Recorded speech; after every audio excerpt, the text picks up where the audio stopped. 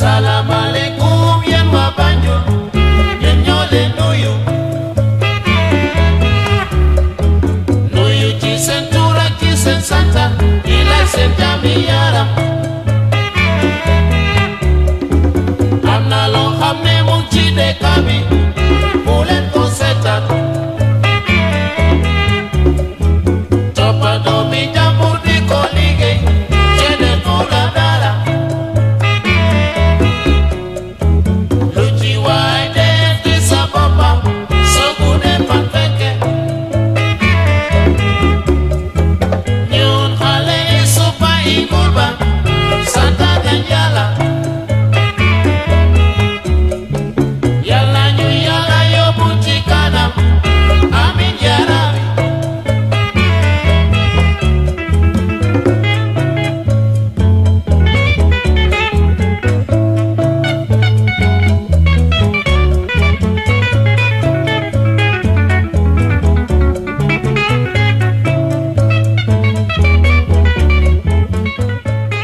Good evening.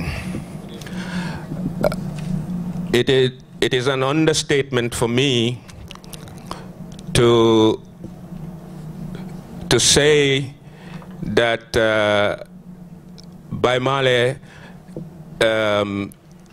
is a brother, a friend, somebody I grew up with. I was a mentee, he was my mentor. And our paths has crossed for quite many years. And it is actually an understatement for me to say that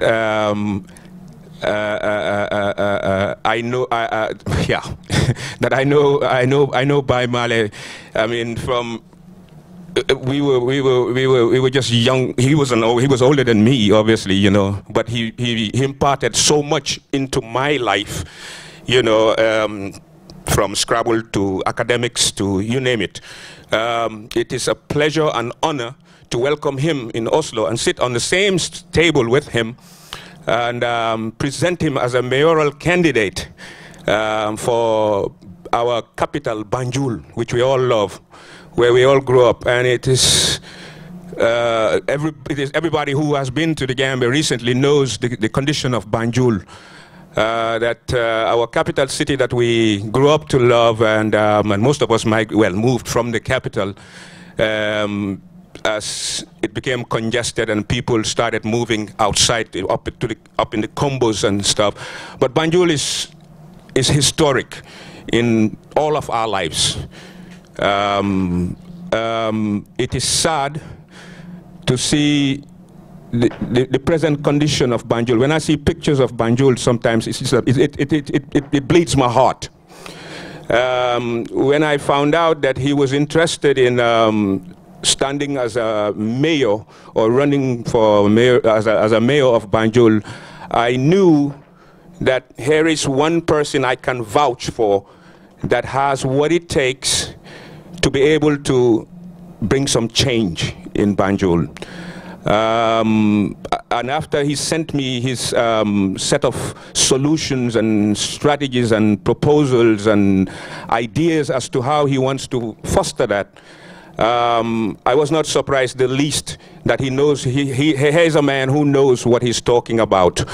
Malleh has a legendary personality in Gambian history as a he was an all-rounder sportsman. I mean, he has, you name it, he partook in it, in the annals of Gambian sports. So he has that legendary personality a la sports, but most people don't know his academic achievements, which is kind of sad. Malleh has, in academia, has also done fantastic, extremely well, and too bad most of the time that aspect of his life was mostly abroad. He had a stint at NIB, but that, well, ended up bad. NIB, there was no more NIB after a while. On that note, it is an honor and pleasure to introduce by Malleh, who will give a very short introduction of his life, and same token, he will list out bullet points of his agenda for Banjul as we move ahead in our new political dispensation. On that note, I give Mr. Malleh Wadda the mic.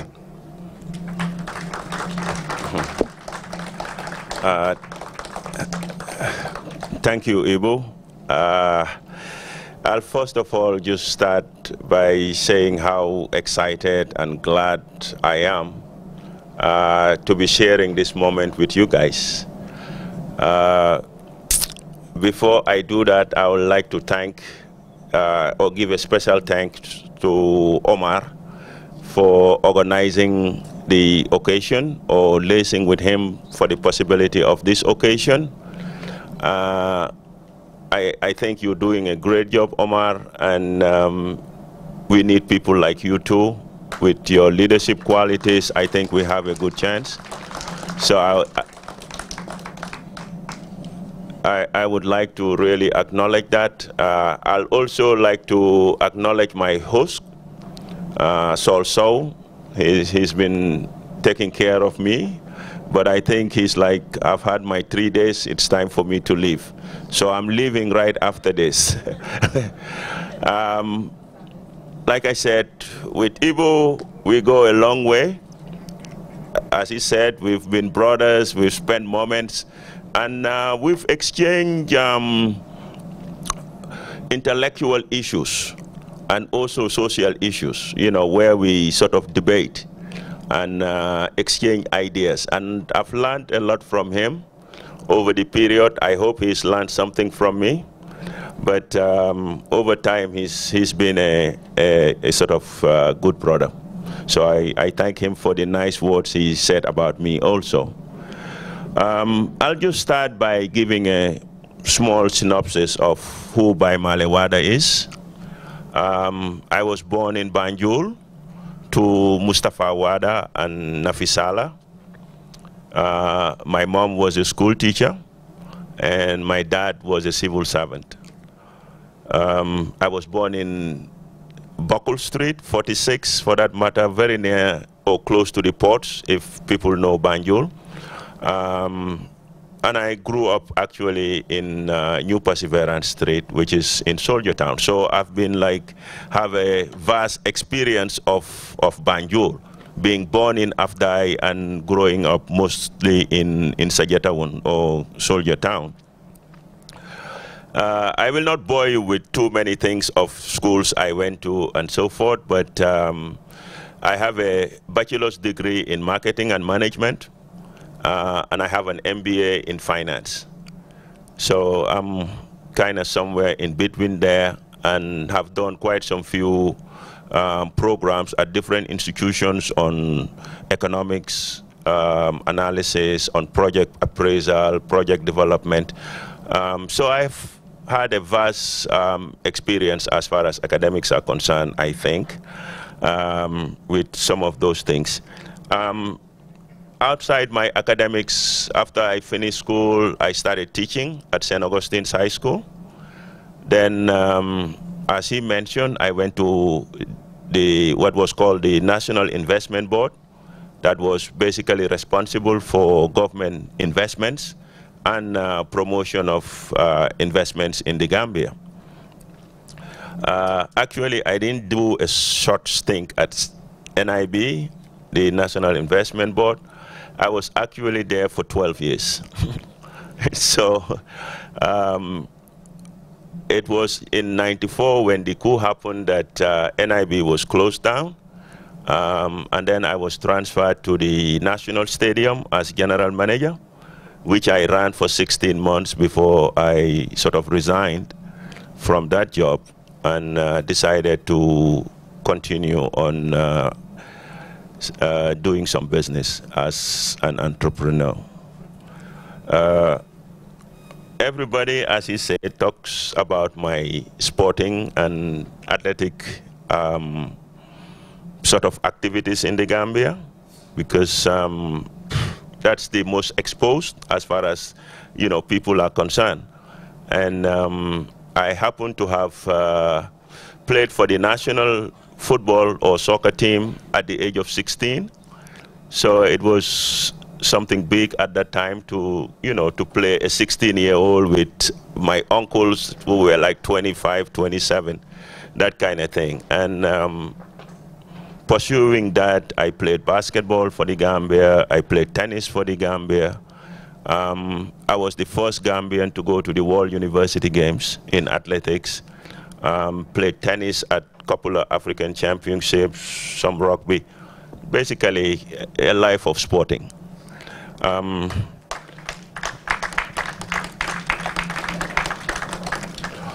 But moving from that, I've managed a few businesses in the Gambia. Some say they were successful, but here and there. Exactly, I don't know how many I have actually been involved in.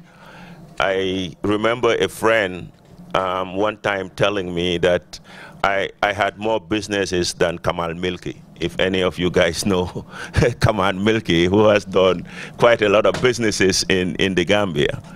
But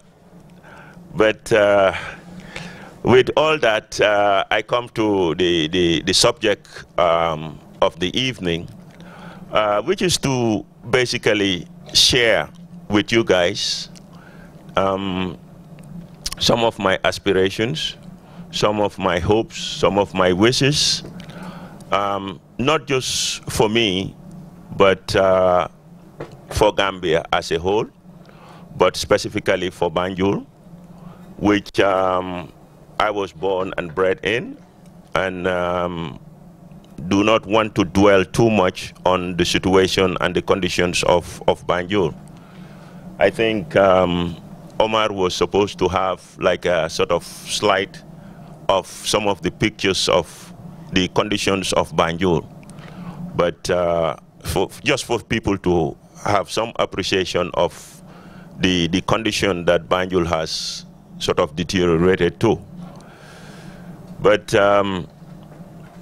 without that, I have this aspiration that together, those of us that are from Banjul, those of us that are from Gambia, and whoever else is interested in the development of Banjul and the Gambia, we can fix the issues and the problems that are being faced in the Gambia at this time. And it is to practically build a new city of Banjul, a modernized, developed, vibrant, and habitable city.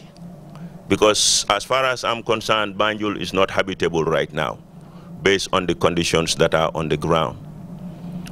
And I am saying that I am ready to offer my services, my expertise, my leadership in harnessing, gathering all Banjulians, all Gambians, for us to come together and fix that place into a modern city.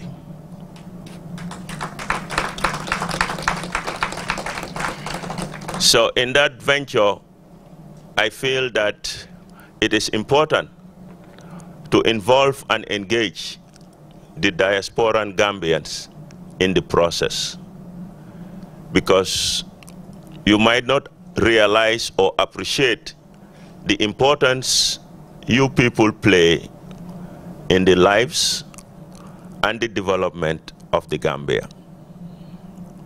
The latest figures are that diasporan Gambians contribute about 22% to the GDP of the Gambia. I actually argue that it's closer to 40%, because these are official figures of official transactions. And I know of a lot of other transactions that are not recorded in the process. So I would claim that it is closer to 40% than the official 22%.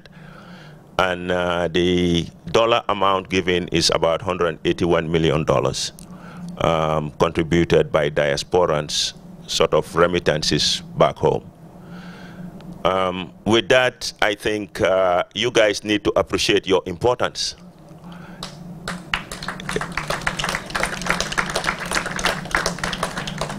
In whatever we want to do in the Gambia. And we need that support to continue and actually to increase in the process of what we want to do and the things we want to have in the Gambia, and starting off with Banjul, which is our capital city. And like I said, my birthplace, and I'm sure a lot of you here were born or grew up in Banjul. The issues for Banjul, or the things that need to be done in Banjul, is a lot. And like I said, it's practically what I'm proposing, that let's come together and practically build a new city that we can all be proud of, and our children and grandchildren can be proud of. Because personally, being someone from Banjul, I'm not proud of Banjul right now. And honestly, I spoke to some people that live in Banjul about, being the mayor, and the first thing they said to me was, well, you have to come and live with us. And I'm like, am I really ready for that? But actually, I am ready for that, because I think we need to give these people that are still in Banjul some form of hope. And in that process, we need to sort of bring them together so that they feel that they are part of the process. Because my experience and talking to most of these people in Banjul, most of them have given up. Most of the young people have gone back way because they have not seen any prospect or opportunities in Banjul. Actually, one of them told me that he was born and bred in Banjul and lives in Banjul, but cannot have a Dalasi in Banjul. And he's like, that's a difficult situation. When you were born in a place, grew up in a place, raised in a place, lived in a place, and you cannot earn a Dalasi in that place. And that really touched me. So I will just give, again, an idea of some of the issues and what I think, or how I think we could work around it. And as we progress, we would start wanting to hear from people with their ideas, because that is the whole idea here. We want to harness your ideas. We want a holistic approach to this. That's why we're saying we want to build a new city. And we want people that are in the diaspora, they have experience, they have resources, they have knowledge. We want to tap into that so that everybody sees themselves in the process. So it's not just by Malleh as mayor, he's going to do this, he's going to do that, but it's us as Gambians, as Wadda Banjul, that are going to do this thing. So it's an inclusive, it's a holistic, it's a new approach. So the politics will have to change in some sense in this process, because we're not talking about party, we're not talking about ideology, we're talking about coming together as a people and fixing our problems. So it's not about who's this, who's that, or fighting over issues. We want to really include everybody, and I mean everybody. It doesn't matter who you are or what you have to offer. We want to hear from you. We want you to be part of this. We want it to be inclusive. So basically, what is faced in Banjul now, and when I talk to people in Banjul, there are three issues they bring up front. And one of those is the waste or garbage. I don't like calling it garbage anymore after I visited this waste management plant. So I will say waste, drainage, and sewage. Those are like the immediate issues that Banjul or Banjulians are faced with, and it's just bothering them. So I am like, those are easy issues. Wow, why are they not fixed? But it goes beyond that. There are a lot of issues that brought about this situation in Banjul. So in this idea of building a new city, I think the first thing we need to do is try to fix the infrastructure. In Banjul, there are 78 streets in Banjul, only 2 are paved. And that's a deplorable situation. So we need to fix the roads. That's one thing. Separate from the 3 issues I just mentioned. Talking to the Minister of Works, he has expressed that government is ready immediately, or they have funds available to fix the sewage immediately. But what I told him was that we don't need piecemeal right now, or patches of fixing Banjul. We want to get all the ideas and sort of all the architects in the people to determine what and how they want Banjul to look before we start fixing anything. Because if we start doing piecemeal, we'll be all over the place. So let's all bring our ideas. Let's all come with our own sketches and plans of how we want Banjul to look. Then we will zone Banjul, and then we start work, because then we will know where we want things to be and what we want to be where and so forth. Before we start putting something here, then later on we say, no, let's break this and put it here because we've put it in the wrong place. And I told him that's the ideas that I have. And he said that government has set up a task force to sort of look into fixing Banjul. And I am advocating that it should not be just a group of people determining or deciding. It needs to be all of us, so people can see themselves in the process. People can feel that, yes, this is my city, because I've had an input into it, or I have some ideas that have been inputted in the city. So basically, after we are able to zone the city, like I said, we need to fix the roads, the infrastructure. And I'm thinking of not just doing roads, but also including canals into Banjul as means of fixing the drainage problem and also making Banjul attractive for tourism. Because with the canals, you can have boats and have a nice boat ride around Banjul, like you have in some cities like Amsterdam, Fort Lauderdale, Venice, and so forth. And I think it will make the city unique in that sense in West Africa, and would be an attractive touristic destination. We also need to start providing some form of housing, because the houses in Gambia, most of them are over 80 years old. Especially when you go towards Afdai, Banjul Central, and so forth. The Banjul North and Tobacco Road of recent times, maybe 40 years. But most of the houses in Gambia, in Banjul, are pretty much old and made of green tin and things that really are not acceptable at this stage in 2017 for living conditions. The reason I'm pushing for these canals is we have still some open gutters in Banjul. And I am like, if we are to modernize this city, we cannot afford, or we cannot have open gutters anymore in the city.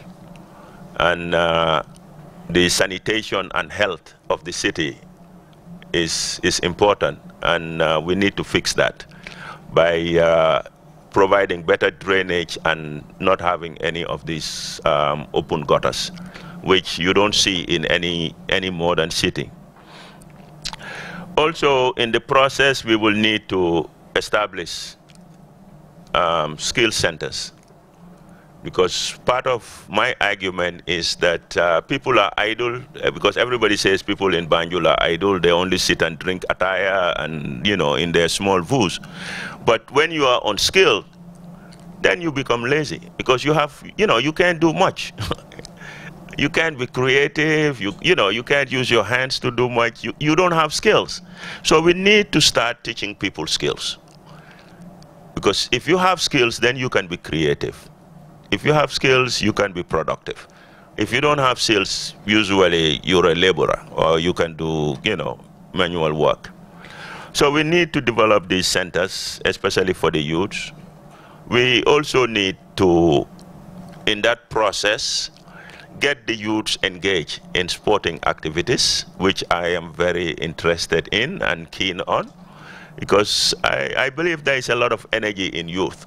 And like I said, I've played almost 5, 6 different sports and used to spend most of my time running around Banjul playing one sport or another. And facilities are not there for some of these things right now, and we need to create it or create that. We also need to utilize our beachfront, our waterfront. I'm suggesting maybe we get some high-end housing around the beach, apartments and things like that for people that can afford, and also to attract some of you Gambians here that can afford to maybe buy a $200,000 apartment by somewhere around the Atlantic. So, and that's where some of you might, want to come and invest in high-end housing around the beach and in certain areas in Banjul. Because I always tell people that the reason we left Banjul and invested in the combos was there was no space. We could not find a place in Banjul to build a house. So we went the combos, there was a lot of land available, we got land there, and then we built our houses. So I'm saying that we can create land in Gambia, in Banjul now, by sort of rehabilitating and reclaiming the town, and practically build this new city with the town as one. And if we are able to do the canals, then it will not impact on the city as far as environmental issues are concerned. So that's some of the ideas that I would like to share with you guys, and see maybe there are some engineers here that can come and say, no, this is good, no, this is not good, this can be done, this should not be done. The other thing is Banjul now doesn't have a hotel. Atlantic Hotel was closed for renovation, so there was practically no hotel in Gambia. In Banjul. So if you go to Banjul and you need a hotel or a decent hotel, you have to go up to the tourism area. And Banjul can have what is called boutique hotels, which is like small hotels in the cities. And we can also possibly use some areas around the beach also for conferences and hotel. So that's another thing that we want to look into. The other issue is there is, everybody knows the port is in Banjul and it's a major aspect of the city. In zoning the city, we need to really identify the port area and designate that area for ports. Because right now, last week, we had to use the,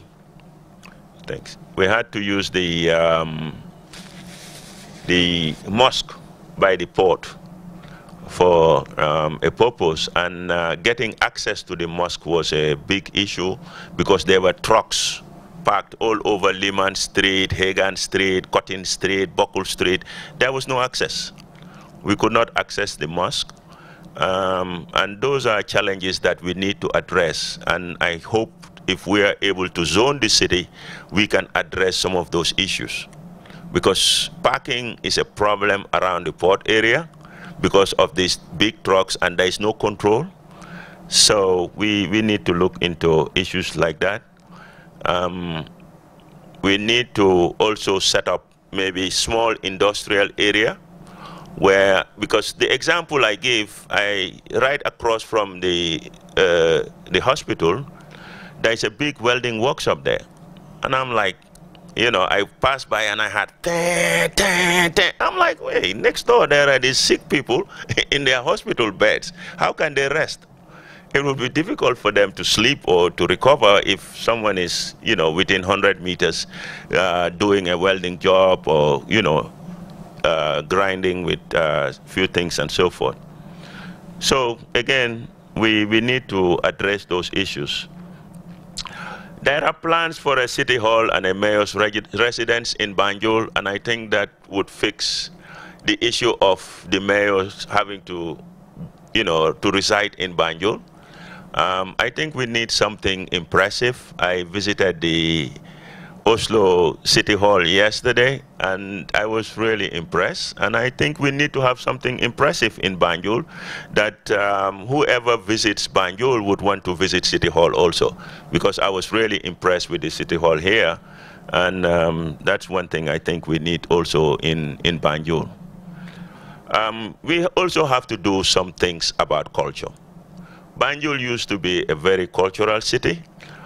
Still is, but we need to improve on the facilities. And there is no theater in Banjul, and I think there is need to have a theater. We used to have movie theaters, Odeon, Ritz, and so forth growing up. I don't think they are in existence anymore. I see some small, little rented one room for people to watch football matches, because everybody is hooked up with the English Premier League in the Gambia.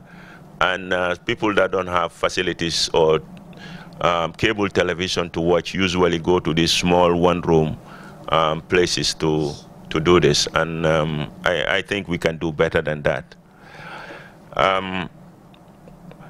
The other thing is we need to sort of, in the zoning, I take Mohammedan school, for example, right in the commercial zone of Banjul.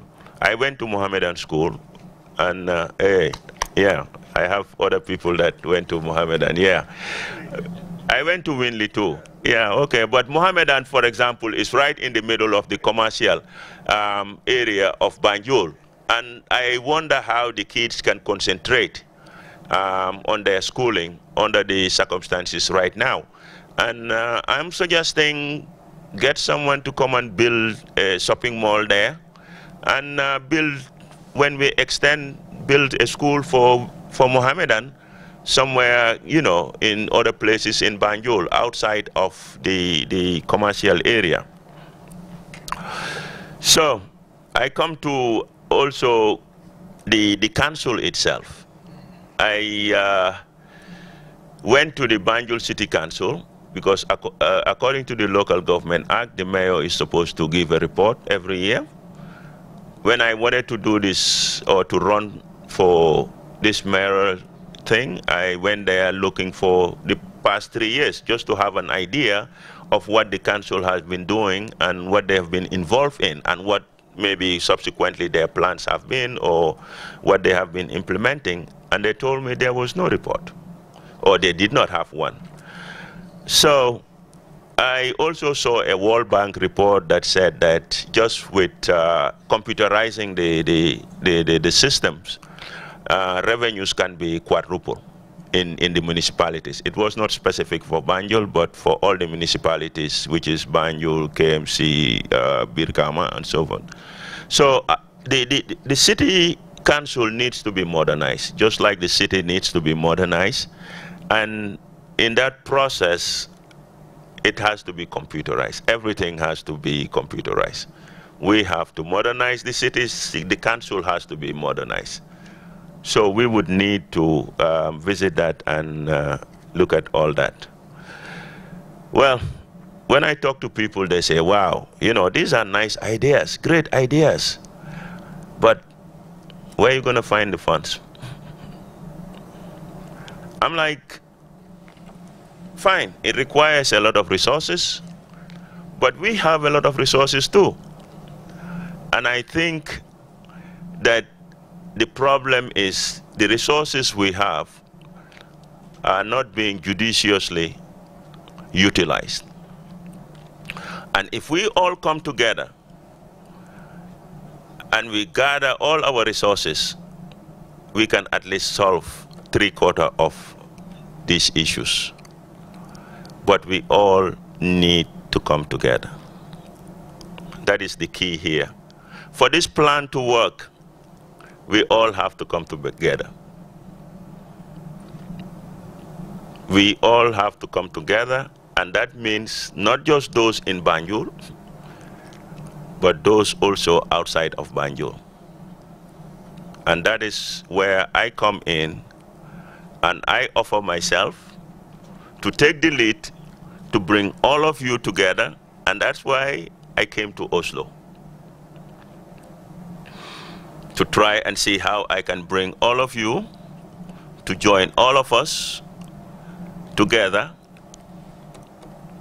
to create Banjul as a modern city. I have been in the US. From here, I'm planning to go by Denmark.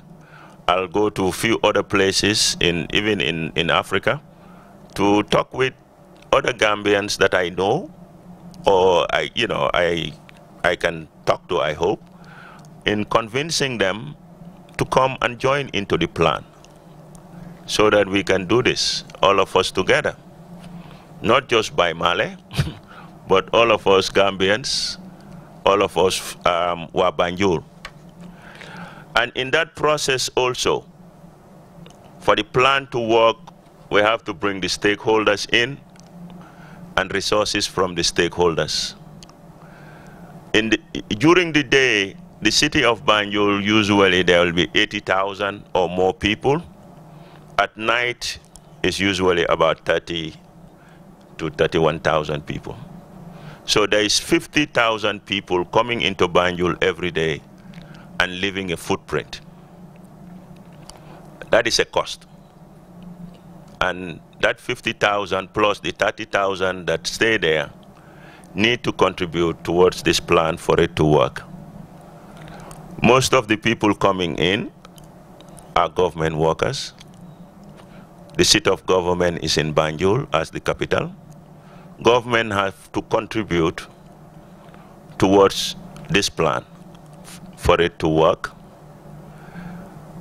The banks, the insurance companies, the public enterprises, they all have their headquarters in Banjul, and a lot of workers that come in and out of Banjul. I mentioned the port before. There is like 2,500 workers that come in and out of Banjul from the port every day. They leave a footprint, they leave a cost to Banjul. And all of us, and my plan is to go to these people and tell them, listen, we all need to fix this problem, because it is our problem. It's not any individual's problem, but it's our collective problem. And that is the key towards whatever plans I have. Because it will, in my sense, it will not be possible unless we all come together and we are all ready to bring resources together to fix this problem. So basically, I am just offering this leadership, sort of, in this process. And I would like all of you to come in. If you have ideas, if you have resources, let's bring it in, and let's try and do this together. With that, I will kind of stop there, because we are late in starting, and I would like to get a lot of contribution from all of you. And if you have any questions or need some elaboration or issues, or want to raise something and say this plan, no, we don't agree, I think this is better, or that, we would like to incorporate that, and so that we have people and their ideas coming into this. This is basically, I am calling it a revolution. And in that revolution, I am saying it's new politics, it's accountable politics, it's a new destination, it's a new Gambia. Let us be ready for this revolution, because it is a process that we all need to be engaged in. It is not about a Mandinka, a Fula, a Jola, this one is this one lives here, this one doesn't live there. It's about all of us, and I think it's about the destination of Gambia, for a start. And one thing I keep telling people is that Gambia has sort of set a mark. With the impasse after the presidential election, everybody was worried that there will be war, there will be killings, there will be a lot of issues. Unfortunately, that did not happen. And when we came out of it, I was outside of Gambia, but every African I met shook my hand and said, "Thank you, brother." And that's big capital. And we need to continue with that in our process of evolving a new Gambia that will set examples for the rest of the continent. With that, I'll stop there and say thank you for your time. Well, diasporans, friends of Gambia, friends of Banjul, here's your mayoral candidate. If his personal successes in his own life could be translated in our Gambian situation, I have no doubt we'll have a Banjul that we all will be proud of. And thanks, as you mentioned, that impasse, we have the gentleman, the icon, the doyen, Mr. Halifa Sallah, who really contributed immensely towards that. Thank you, Mr. Sallah. And the floor will be yours soon. Yeah. I think we would like to, from the people assembled here, if we can, if you have any questions, we might start with questions and then, yeah.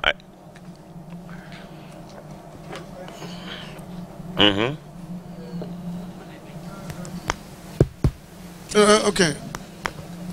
Yeah, my question is about from Denton, what the power or the authority the Banjul City Council is having, or what right do they have, where does it limit?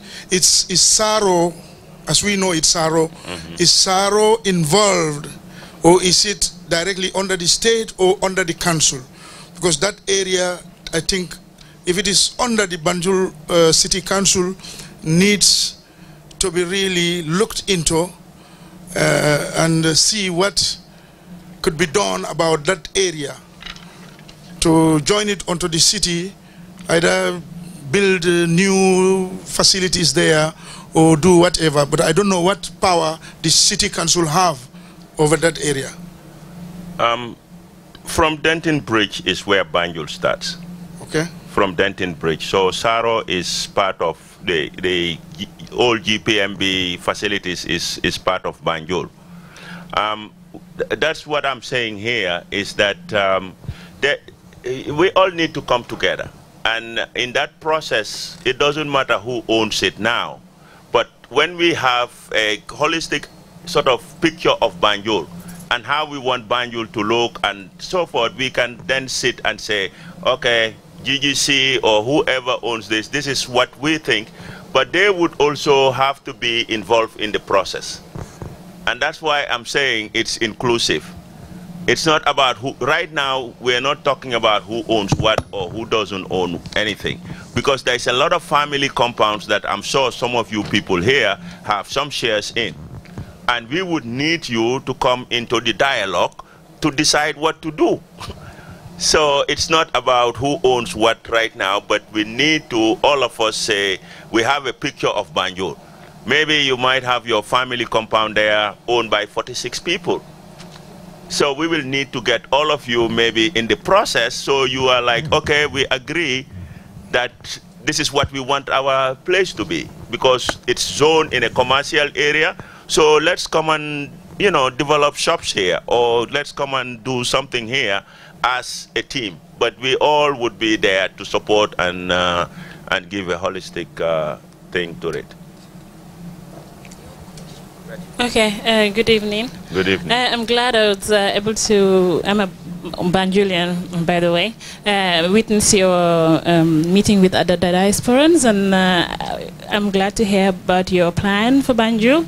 Quite ambitious. I'm sure if you get to be elected mayor, you spend probably half the time planning it, yes, and then half the time trying to implement, and it will most likely give you a second term. But I am also concerned about the short-term challenges of Banjul. Have we looked into that, or are we looking at the bigger picture and the revolutionary change you want to do to Banjul? What about the most immediate needs of Banjul and the youths of Banjul? Yeah, well, I mentioned at the start that going around Banjul and talking to people living in Banjul right now, that there are three main issues that they really, express their concerns about.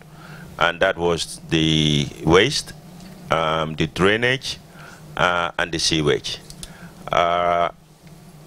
We have to tackle those issues. We have to tackle other immediate issues as far as sanitation and health is concerned. And like I said, I don't think Banjul is fit for human living right now, based on the conditions. No, I'm being honest, because I've been around Banjul. I go to some compounds. It's unfortunate that we cannot show you some of these pictures, but it is like it's like I don't know how to describe it. It's just terrible conditions, and that's why I feel it is at a crisis level, and we all need to get up, irrespective of our differences, come together and fix the problem. It needs to be fixed urgently. So we will do, like, the sanitation and the health of the city should be primary now, and the first thing that we need to fix. Some of these ideas will take time, okay, and we will get there. But immediately, like I said, those issues need to be addressed. The garbage, the drainage, the sewage. Those are immediate. We can do roads as we go and few other things, but those ones are the immediate ones, and we need to tackle them. And that's why I mentioned them at the start, that these are the concerns that have been raised immediately, and we would work to do that. And then as we progress, we will do some of the other issues. Okay, I just have a suggestion. It's not going to be long. My issue, all the things that you said, I agree with you, most of the things that you have said here. But my issue in Banjul is, I don't know whether it's possible or not. People are not living there, because you get people, they come there, they buy a compound, and it's only store everywhere. The whole of Afda is store, and it's coming down to Banjul Central. My suggestion, is it possible to tell these people that, of course, you can buy this compound, you can build your store down, but at least there should be a story building where people could stay. Without that, Banjul would turn out to be a ghost city. There's nobody's there, because everywhere is store. That is my issue with Banjul. The things that you said are okay.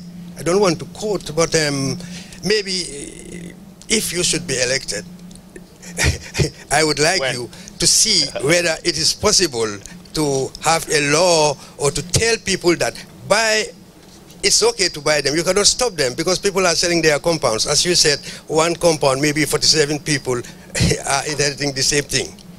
But please, you have to do that. Otherwise, nobody is going to stay there. Forget about Tanba, forget about this thing. First of all, and moreover, the worst part was it when the half of after I was joined into the pots.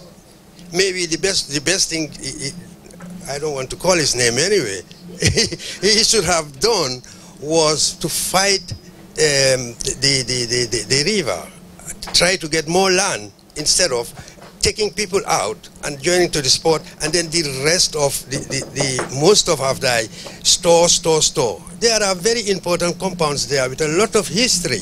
Now we have missed everything. That is the only issue I have with Banjul. I'm from Banjul. I used to sit at Johnson of Fitzgerald Street and Grand Street. I've seen the picture. It's not nice to sit there anymore. Yeah. Thank you. Okay, thank you. Okay. Well, what I would say with that is, that's why I say we have to zone the city. There has to be zoning where you have residents, you have commercial, you have government, you have industrial, you have ports, so that you don't have at the middle of the night you are laying down to sleep and a truck is trying to, you know, turn into a store next door, which is what happens in Tobacco Road. A lot of, it's not just Afdai that are stores, but a lot of compounds in Tobacco Road are now stores. So, and you have deliveries sometimes middle of the night, waking up people with trucks, breaking compounds and things like that, because the streets are not built for such heavy vehicles. So the city has to be zoned. Yes? Yeah. Hello? Yeah. Assalamu alaikum. Alaikum salam. I think that Banjul has a major problem, and as a point of view, as an engineer, I think that the biggest danger in Banjul is that if we don't take care of the how do you call it, the waterways, then Banjul will sink, because Banjul is now nearly 50 centimeters below sea level, and you can see the sea level rise, the climatical changes. And what I really advise is that we have to consult major consultant companies, like even here, because I took my education here, or in Holland, they could come, and because you see the topograph of Banjul has sink, because when the British created all those waterways for nearly 56 years ago, the topograph has changed, and if we have not done anything, if there's a big flood, Banjul will float. And I think we have to, Holland is a country that is very, very clever in doing all those type of things. I think we should have to invite them to come to Banjul, a consultant farm, to take the topographs, and it's very easy to remodel and make the waterways to be so that Banjul will not float. And you have very good ideas that we could create canals. Is there? And I've seen one project, you know, we Gambians, we don't appreciate our own people, but Taf has done a very good job now in Nigeria. He's built a big city that is even bigger than Banjul. I think we could, no people are moving from Banjul. For example, if we have a package like, we have 3 companies, we don't give it to one company. We have Banjul North, Banjul South, Banjul Central. Then we could build new modern cities like the ones in there. Then now we have a model that people could repay it. It's very easy, because all those compounds are not, nobody could live there anymore. So I think we could, if we invite entrepreneurs. Banjul is not very big, it's about 12 square kilometers. And if you see the big, people could go to YouTube and see that big project in eastern Nigeria. You see what TAF has done, city bigger than Banjul, very modern, and people could pay it for quite a long time, maybe 30, 40 years. We have quite a lot of ideas that we could change Banjul. It's not very easy. Banjul is one of the most beautiful cities. I'm not saying now, because if you're coming towards from, how do you call it, Saro, you see the mangrove swamps. On the east is the Atlantic Ocean. If we really invite people who are competent, I think Banjul could be one of the biggest, the most beautiful cities. The water is around, but we could make it, but we have to invite people who are competent to do this job and plan. So it's not going to be very difficult to fix Banjul if we have the right people and right places. Yeah, thank you. Well, that's the whole idea here, to get some of these ideas and experts and people with knowledge in these areas. It's just we might have an idea, but we don't know whether even it's feasible. So we would need consultants, we would need people that have ideas, or people that have worked with consultants in some of these areas. And we want you people to give us that information, to make those contacts so we can utilize them. Now what I said, you know, because every time I see people saying that, okay, we just go on dig gutters, it's not like that. The topograph in Banjul have changed, because I've talked to some elders. If you go behind Atlantic Hotel, I was there just in the impasse. An old man told me that, you see, young man, you see the sea was nearly half a kilometer when I was young. So the topography has changed. Mr. Cisse, your expertise, definitely Gambia will be needing it. I mean, I have no doubt about that. We're kind of short for time to go into all the technicalities and all of that. You know, I'm sure you are somebody by Malleh can liaise with and get your contacts and most definitely, you know, gain some wealth of knowledge from you. Thank you.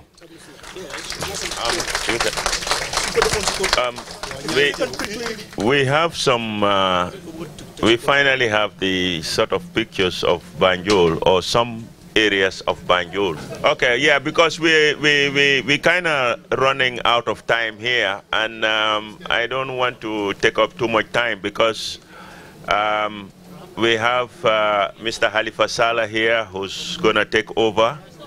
And I am sure he has more interesting things to really talk to you about then. So I really would not want to take up too much time.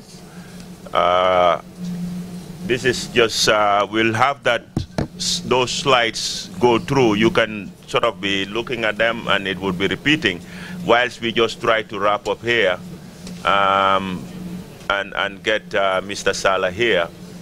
Because I am sure a lot of you people would be eager to hear some of the issues that he wants to talk about. And as Mr. Say said here, we are all proud of Halifa as Gambians. We are all proud of his leadership and the role that he has played to what I call salvage the Gambia. So we wouldn't want to take up too much time in talking more here.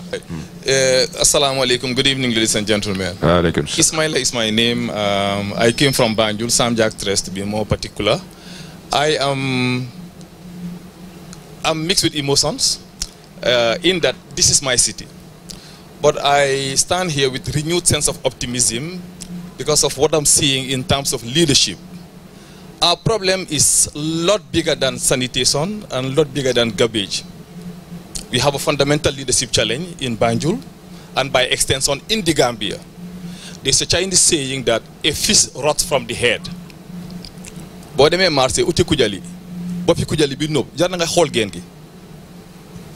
So we've got a fundamental leadership problem. How did we get to this situation? For me, it's much bigger than the kids throwing litter. It's much bigger than that. The infrastructure is dead. If you take the municipality that has a fundamental, pivotal role to play in nation building in that particular municipality, look at the leadership. Look at the people that we have as councillors in Banjul and by extension in KMC and all over the country. Now, we have a responsibility as diasporans, as Banjulians, as Gambians, and it calls for a mindset change. Where am I coming from? We are part of the problem as young professionals. What do we say? We don't want to go into politics. We don't want to go into politics. If you do not go into politics, who else goes into politics?